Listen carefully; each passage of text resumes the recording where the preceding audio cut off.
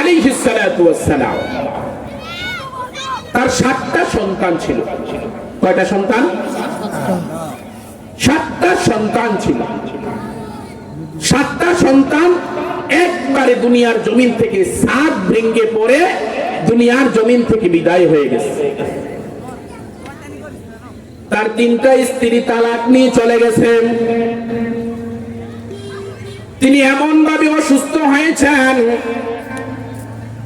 শরীরটার থেকে কিরা পোকে কাটা শুরু করেছে, দুর্গন্ধ বের হয়েছে। এলাকার লোকেরা তাকে তাড়াইয়া দিচ্ছেন। তার দাস দাসীগুলো, চাকর চাকরিনীগুলো সবগুলো বিদায় নিয়ে চলে গেছেন। তার 3টা স্ত্রী তার কাছ থেকে তালাক নিয়ে চলে গেছেন। জবান থেকে জানতে চাই বিপদ বেশি না কম? এই কথা বলেন, বিপদ কম না বেশি? এই অবস্থায় শুধু বিবি রহিমা তার আদর যত্ন করেছে, তার সেবা যত্ন করেছেন। জঙ্গলে যাইয়া যাইয়া মানুষের কাজ কর্ম করিয়া বিবি রহিমা আইয়ুব আলাইহিস সালাতু ওয়াস সালামকে লালন পালন করেছেন। আর সব তার কাছ থেকে তালাক নিয়ে চলে গেছেন।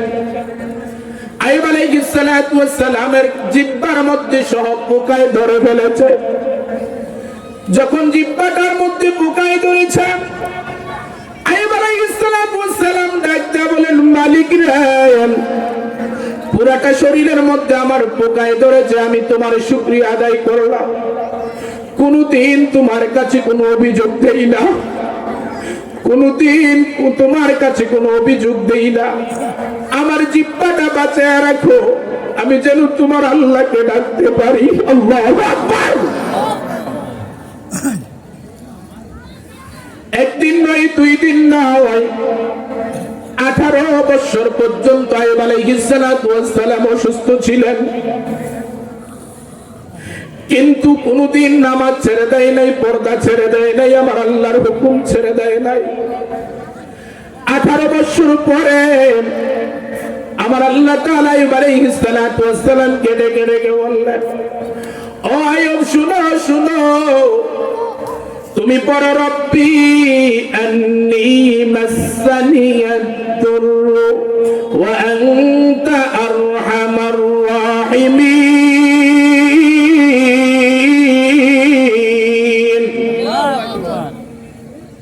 আমার আল্লাহ তাআলা বলেন, আইয়ুব তুমি আয়াতটা তিলাওয়াত করুন। আয়াতটা যখন তিলাওয়াত করলেন, তিনি দেখতে পাইলেন সামনে একটা নদীর মতো কূপ, একটা পুষ্কুনির মতো একটা দেখা যায়।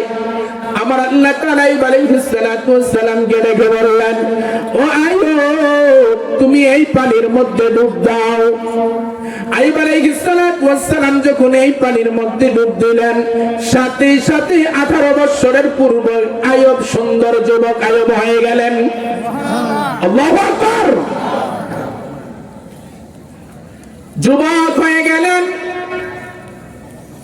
আইয়ুব আলাইহিস সালাতু ওয়াস সালাম বৈশা বৈশা আমার আল্লাহ তাআলার শুকরিয়া আদায় করলেন।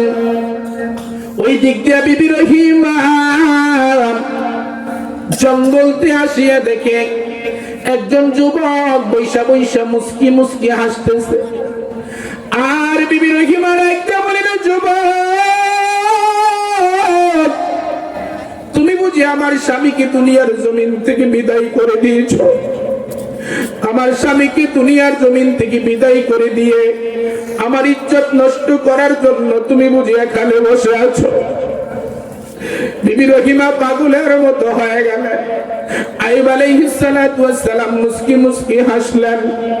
কিছুক্ষণ পরে যখন বিবি রহিমা অস্থিরের মতো হয়ে গেলেন, আইয়ুব আলাইহিস সালাতু ওয়াস সালাম একটা বলেন, প্রাণীর বিবি আমার, শুনো শুনো, ভালো করে লক্ষ্য করে দেখো, আমি অন্য কেউ না,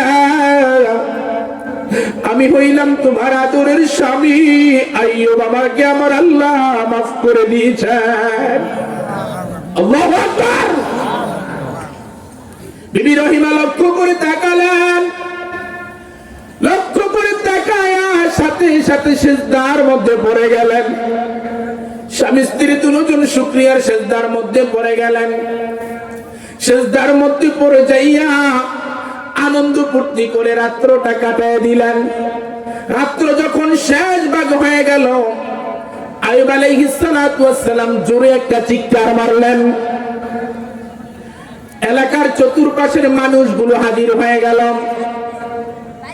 সব মানুষ এসে জিজ্ঞাসা করলো, এতদিন তুমি অসুস্থ ছিলাম, কান্না করেছ, চিৎকার করেছ, এখন তুমি সুস্থ হয়ে গেলা, এখন কান্না করার, এত জোরে আওয়াজ করার কারণটা কি?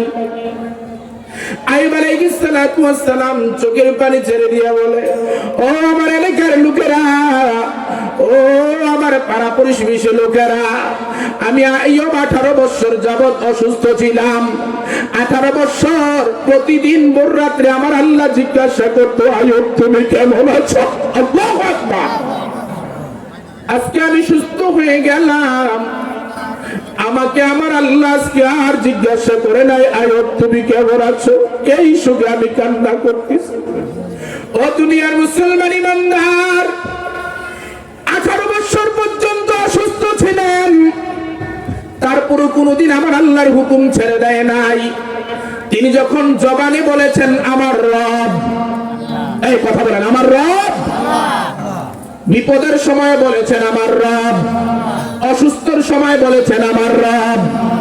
যারা বলবে আমার রব, আমার আল্লাহ, হাজারো বিপদে যখন পড়ে যাবে আমার আল্লাহকে কোনোদিন ভুলবেন? এজন্য মা বোনদেরকে লক্ষ্য করে বলবো, মা, বিবি মরিয়মের জীবনীটা তুমি পড়ে নাও, মা ফাতেমার জীবনীটা পড়ে নাও, মা খাদিজা রাদিয়াল্লাহু তাআলা আনহার জীবনীটা পড়ে নাও, মা আয়েশা রাদিয়াল্লাহু তাআলা আনহার জীবনীটা পড়ে নাও। তারা স্বামীর জন্য কি করেছেন, তারা স্বামীর কিভাবে খেদমত করেছেন, তারা কিভাবে স্বামীকে সম্মান করেছেন।